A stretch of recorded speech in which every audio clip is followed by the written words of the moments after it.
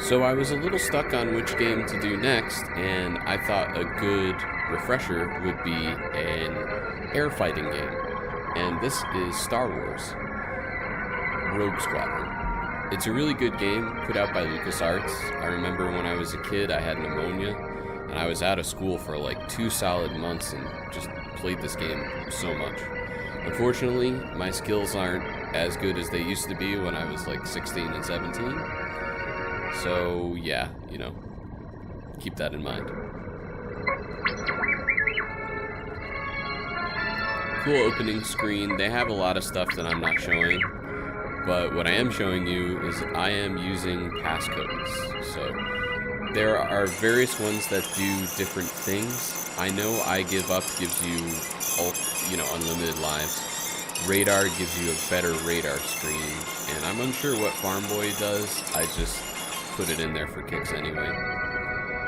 So you can see it's pretty high definition. It uses the expansion pack thing, which is really a gimmick because all it does is make it easier for 16:9 to show up.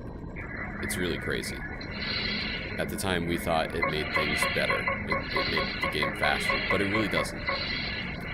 So here I'm just going through the different levels, and as usual, I'm going to put you through level 1, and a few others. The Incom T-65 X-Wing is the fighter that killed the Death Star. An almost perfect balance of speed, maneuverability, and defensive shields makes this the fighter of choice for Rogue Squadron, except when the mission profile disallows.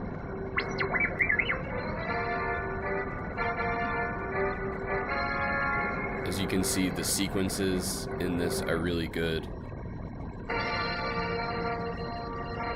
I don't know, I was debating as I was playing this, should I give you guys the story? Should I go through all this jazz?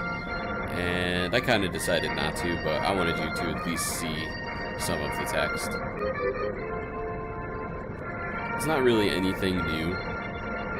It just picks up after the Death Star battle, essentially. And I don't know, honestly, the plot is so superfluous to the excellent gameplay in this game, and the excellent mission objectives.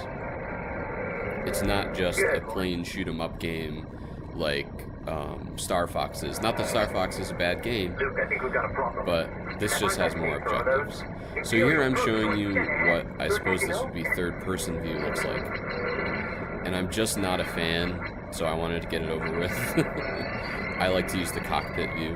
There I used my X foils, which make the ship go faster, which is really cool. But of course you can't fire the blasters, so every ship has its plus and minuses. There is one that I use pretty religiously though, because it's the best of the best. So you can also see in the top right hand corner there's a radar screen, and even when I don't have that radar code on, it will highlight where the next enemies are. So here I've gone to the cockpit. And you can, if you want, look to your left and look to your right. I don't think I actually demonstrate that here. But, I mean, it's kind of superfluous to the game. As you're looking at something, by the time you hit those controls, you could be shot down. So, it's more important to keep moving in this game. This, of course, being the first level, it's an introduction to how to play. So they just used the probe droids. That seems to be a common theme with all the Star Wars games, is that they start with shooting down probe droids. Which is really smart, because it shows you some basic gameplay, just how to aim and shoot, how many hits to expect. I think these guys basically just take 1 or 2. Also, it's important to note that since I'm using an account that, this account is probably I don't know, I can't do math, but it's easily 10 years old. So yeah, this account is just maxed out. So I have, basically lasers that will guide themselves, self-guidance. I also have automatic missiles that are guided. So when you first start this game, you don't get guided missiles, and you don't get automatic laser guidance. So those are 2 things that, I'm not showing you. again, because this is an epic, awesome game, but I don't want you to have to sit through every level, and, you know, I definitely don't want to show you mundane stuff like that. So here you have your first, I mean, it's not really a dogfight, basically you're just shooting bombers down. And then at the end of each level... Nice work, Rogue Squadron. We might make a name for ourselves after all. There's a little video, and they also assess your performance. So, I've already gotten most of the gold on, I think, the majority of these levels, but you can see here why I missed the gold. So, it's good to know. I mean, and it's fun to try and pull the numbers they want.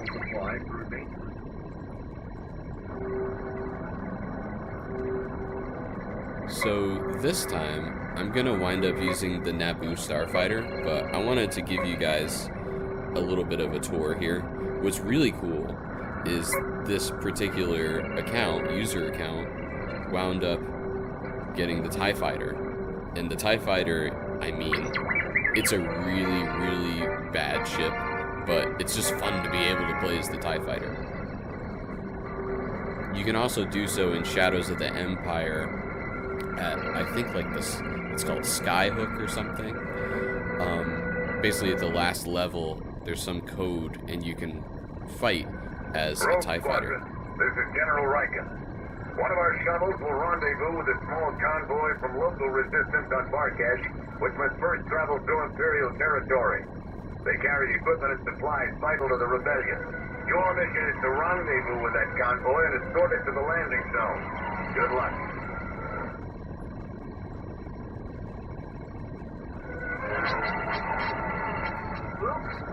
They also seem to mask the loading time. You'll notice with 007, the world is not enough to actually put a picture up, but I guess they figured people wouldn't realize that it's loading if you didn't put up a loading screen. I don't know.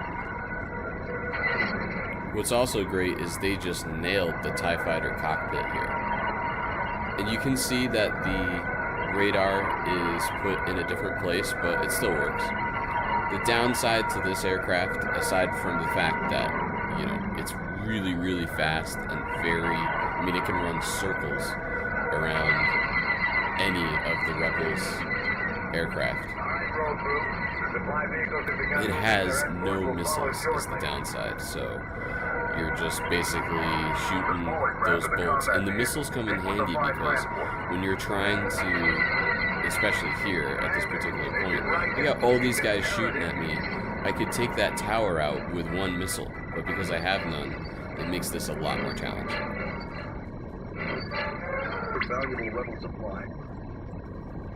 Okay, so now I'm doing the same level, but I'm going to do it with the Naboo Starfighter, and it has the same green bolts, but it has, I believe, guided missiles.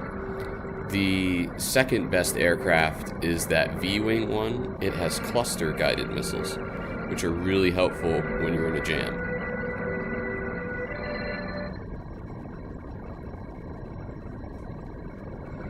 So here we are back on Barkesh or Buckesh or whatever the heck it's called.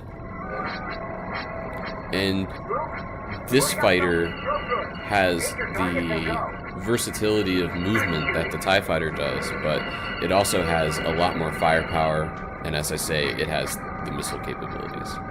I also like it because the cockpit is just a lot cleaner. You don't have jazz in your way. It's a very clean look. So here I'm just racing ahead of the envoy. The main objective is to help this envoy. One thing I've always been frustrated about is trying to find those stupid probe droids in that brown-black background. And you'll notice that I'm just kind of shooting anywhere, just trying to find them. Yeah, it's unfortunate. But honestly, that's such a minor flaw in the ointment because the majority of this game is awesome. The other thing, too, is this aircraft slows to such a halt that you can just basically blast these guys out. If I had the X-Wing, I would be doing a couple circles to take these guys out. So, in my mind, the Naboo Starfighter is the best fighter in this game.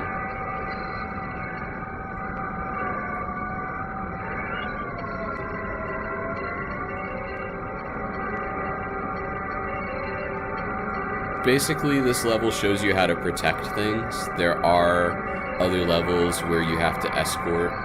So they're showing you that, hey, you know, bombers can show up and try to bomb your allies, so you gotta keep an eye on them. I know the sequences in this game well enough that I now have time to go and take these guys out. At some point I just kamikaze it just to... I mean, it's going to be less time, and especially since I have that unlimited lives code on, I figured why not. So here, I'm just taking out more enemies, essentially in hopes of getting better stats. You can also strafe forces on the ground. They're a little bit harder. It's not really an exact shot that you get, even with this aircraft. Also, you'll notice this aircraft is very well shielded.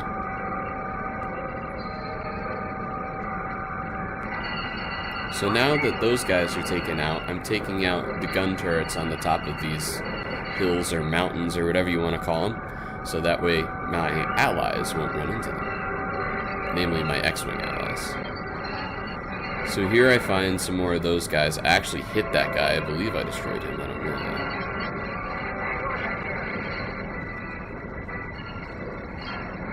Again, a little kamikaze maneuver just to keep this moving. The other nice thing about having the unlimited lives code is if you run out of missiles and you're in a situation where you need missiles, you can just kamikaze one of them and you get 10 missiles. So it's helpful. So side note, there's another convoy that I'm trying to find and protect, and my getting those other AT-ATs and that big tower was to protect them. So here I'm trying to figure out where the other convoy is at while also guarding the one I'm supposed to be guarding. Especially because these fighters just came in. Now you can see the controls on this are just amazing. They're very precise. And the maps for what they are and for the time period they were made are really good. So here I found the other convoy, and I'm protecting what's left of them.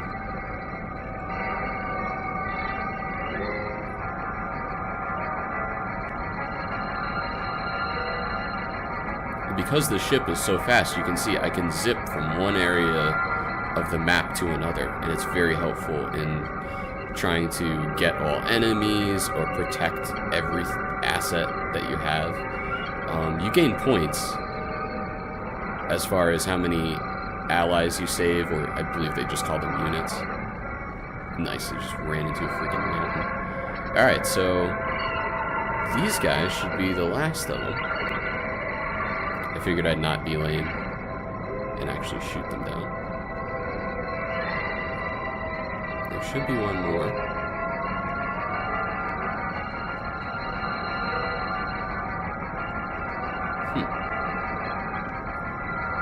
I guess maybe I got him before, I don't know.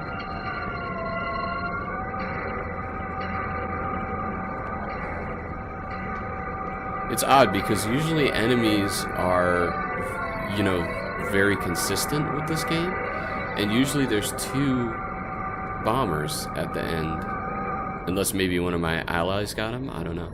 So let's see how I did. The shuttle is clear. You'll pick up the rest of this cargo. The Rebel Alliance will appreciate those supplies, especially after we lost Yavin Base.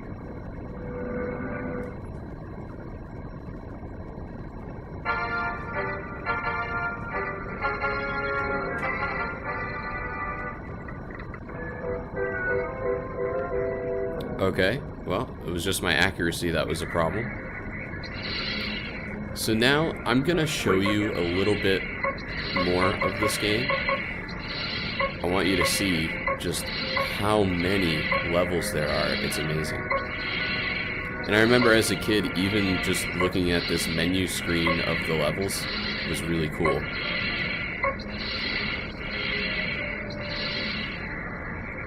They captured a lot of the soul of Star Wars in this game.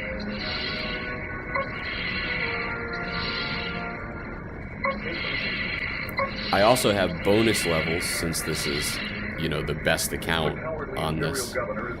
And I'm trying to remember what they are. One is the Death Star Trench Run, and the other is the Battle of Hoth. So here, I just wanted to show you what the A-Wing was like, and just give you another map to look at. I'm not going to completely do this level. The A-Wing is the fastest fighter wing.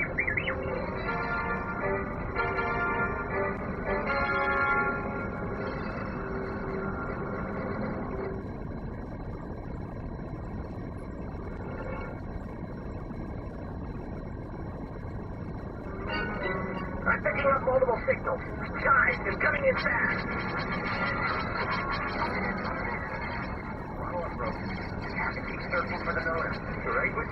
Now, my beef with this is the fog, and I mean, I get that that is an actual real-life thing with dogfighting, but, you know, they could have cut us some slack on this.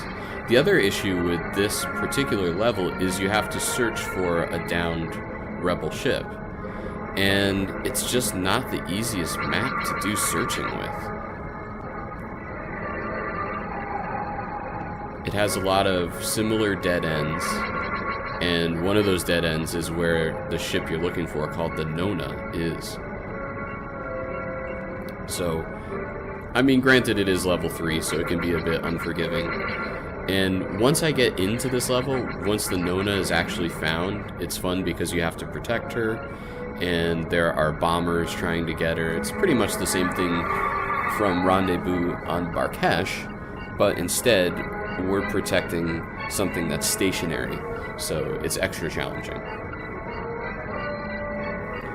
Anyway, I just wanted you guys to get a good feel for that map and just see, you know, more outlays before we do these classic battles.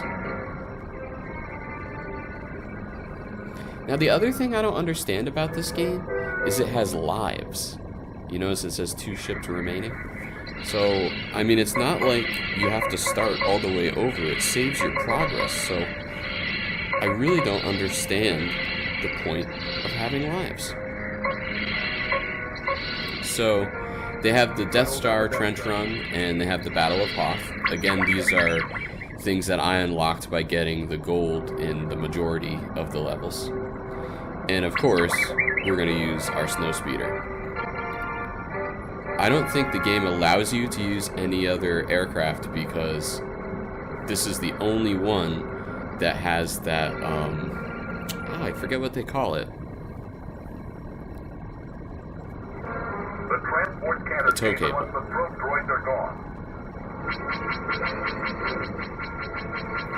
Now this starts with the probe droids, and I have to say, as I was playing this, I was like, wow, I just majorly failed there. So this shows you how terrible I am when I'm not in cockpit view. And see, I can take them out a lot faster when I'm in cockpit view. I just prefer it. So now you'll see that there's another triangle showing up on my radar, which means I have to go save this guy. So I just go to said triangle. Now the ceiling on this particular fighter, the snowspeeder, is low, but what's cool is it's actually a repulsor craft, so you can get on higher ground and get higher altitude. As you can see, it makes it easier to take out the AT-ATs at a higher altitude. So I believe I have one more. There you go. Use your harpoons and tow cables. Go for the leg. Here we go, Jack. And this is pretty classic gameplay for the Star Wars games. I only have 2. I have Rogue Squadron and another one, which of course I forget the name of. I mentioned it earlier. And the Battle of Hoth is just obviously classic, so... Oh, Shadows of the Empire is the other one I have. So here, I'm just protecting the generator, and I'm protecting our gun turrets from AT-ATs and AT-STs.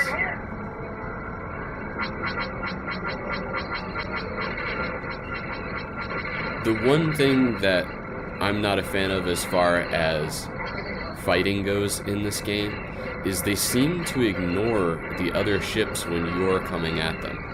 So it seems like the player gets priority as far as who's going to be killed first. This maneuvering is not easy. I'm actually holding my brake and then accelerating while holding my brake.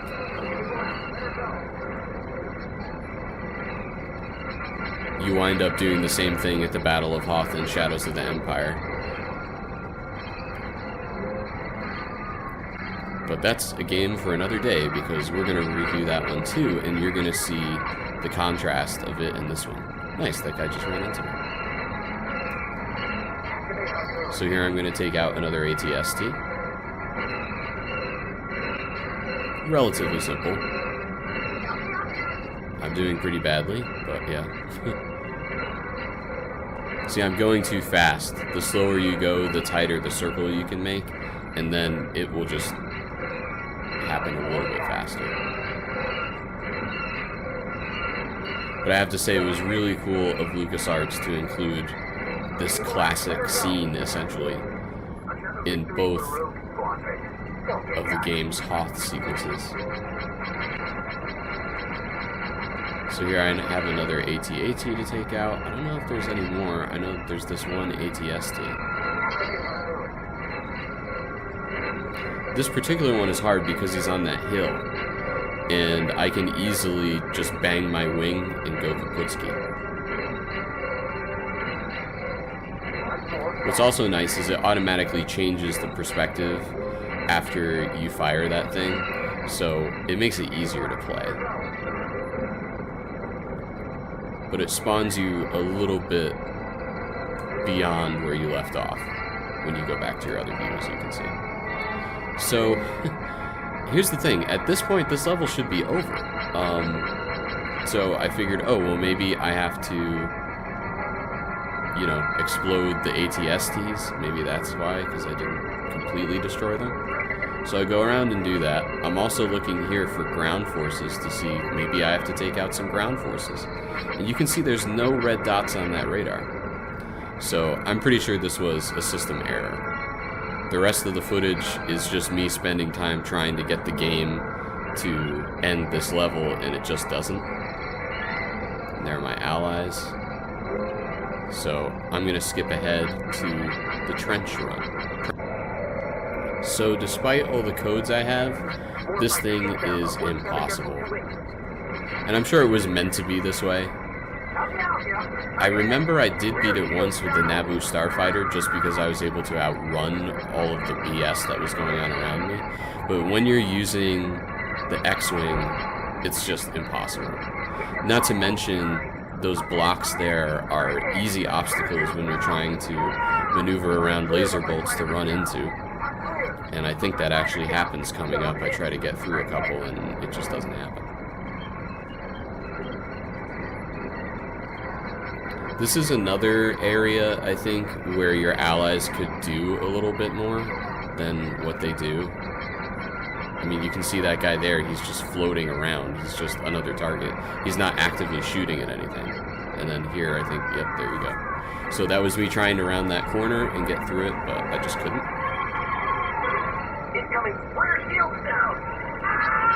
And this level is just so frustrating, I didn't even get to the end. At this point, I thought, well, what if I just focus on the fighters, you know, instead of the towers, like in the movie? And that didn't really help me.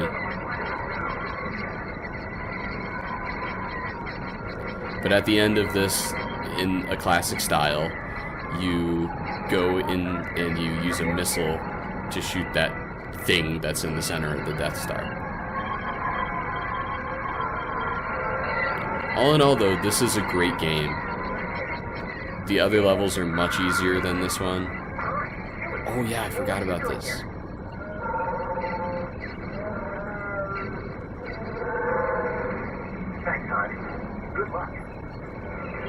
I love how everybody seems to understand Chewie. So anyway, here I am. I'm just, you know, trench running. And guess who I run into, or who runs into me? The freaking Millennium Falcon, and then I get wasted. Skywalker, what are you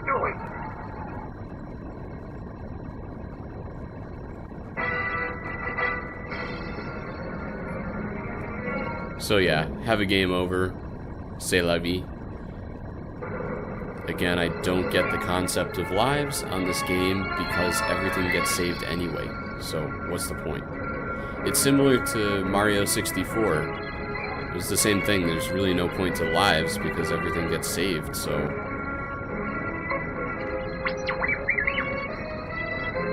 yes. Here's the little bonus that I have here. So if you go into passcodes, I mean, I did this before, as I'm sure you remember, and you put in the word chicken,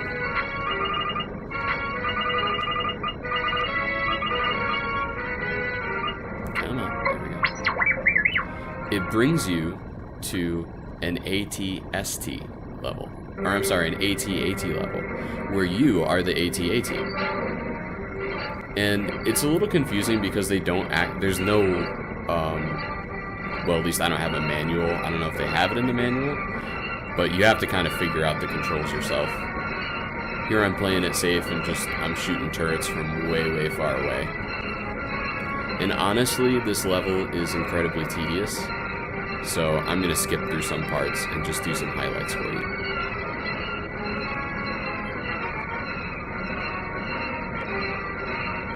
So because generators are in the rest of the game, here it's obvious you need to take out this generator that is generating power for the shield. So I'm laying back so I can get a good angle on it. And honestly, this was a really cool bonus that they threw in, but the major issue is the AT-AT just doesn't move fast enough. I mean, check this out. So as I go after these guys, I have this thing on full throttle. And those guys almost evade me.